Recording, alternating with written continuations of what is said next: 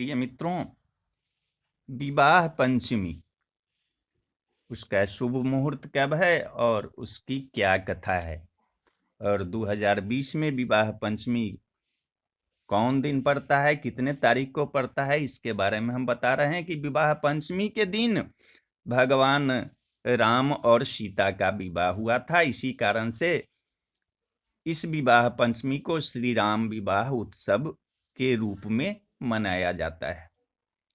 विवाह पंचमी का शुभ मुहूर्त, विवाह पंचमी की पूजा विधि और विवाह पंचमी की कथा आपको हम सुनाते हैं कि मार्गशीर्ष मास के शुक्ल पक्ष की पंचमी तिथि को विवाह पंचमी के रूप में मनाया जाता है। इस दिन भगवान राम और माता सीता की पूजा की जाती है।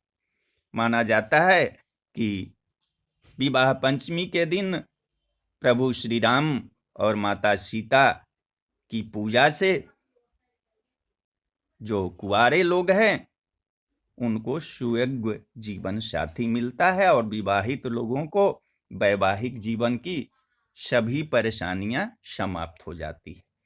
पंचमी तिथि 18 दिसंबर को रात 2:22 से 18 दिसंबर 2020 को 2:22 से है और पंचमी तिथि समाप्त है अगले दिन यानी कि 19 दिसंबर को 2:14 पर।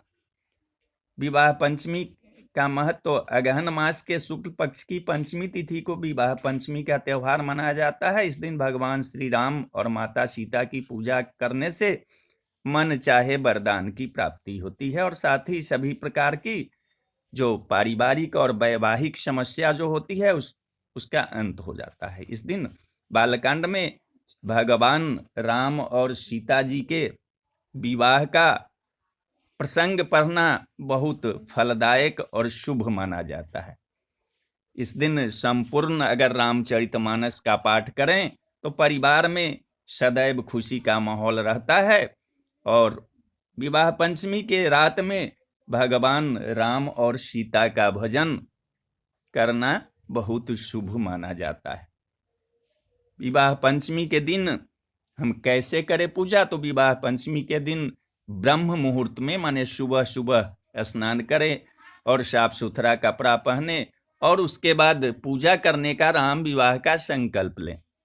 इसके बाद भगवान श्री राम और माता की सीता की मूर्ति स्थापित करें और मूर्ति स्थापना के बाद भगवान राम को पीले वस्त्र और माता सीता को लाल वस्त्र अर्पित करें।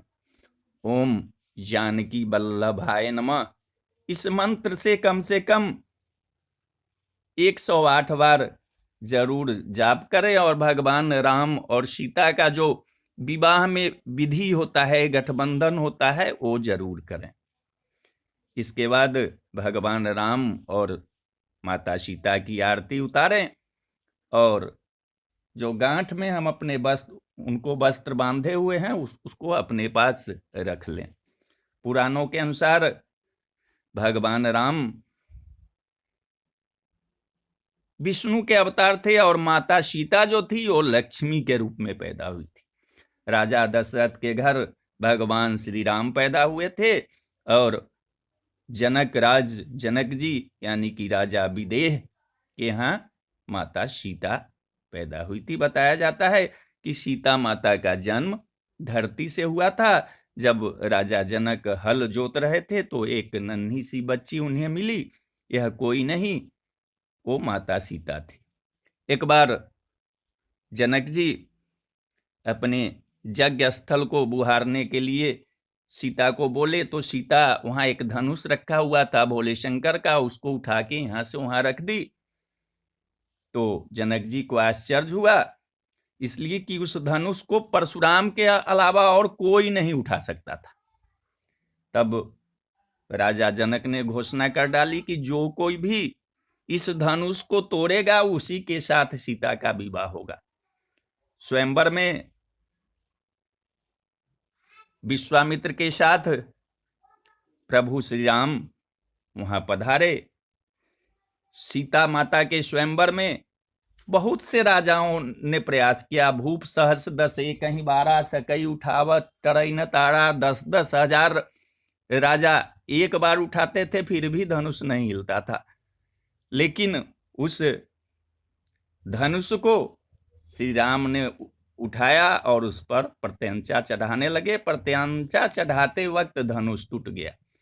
भगवान श्री राम के बलिष्ठ को देख माता सीता उन पर मोहित हो गई और जयमाला श्री राम के गले में डाल दी। इस तरह भव्य आयोजन में माता सीता और भगवान श्री राम का विवाह संपन्न हुआ। ऐसे हम लोगों का अहोभाग्य हैं, हम सब सकल सुकृत के राशि। अभय जग जनमी जनकपुर वासी। हम लोग जनकपुर से आते हैं। हम लोगों का अहोभाग्य है कि हम लोग वहाँ के निवासी हैं जहाँ की माता सीता थी। तो बोलिए जय सिया राम, जय सिया राम।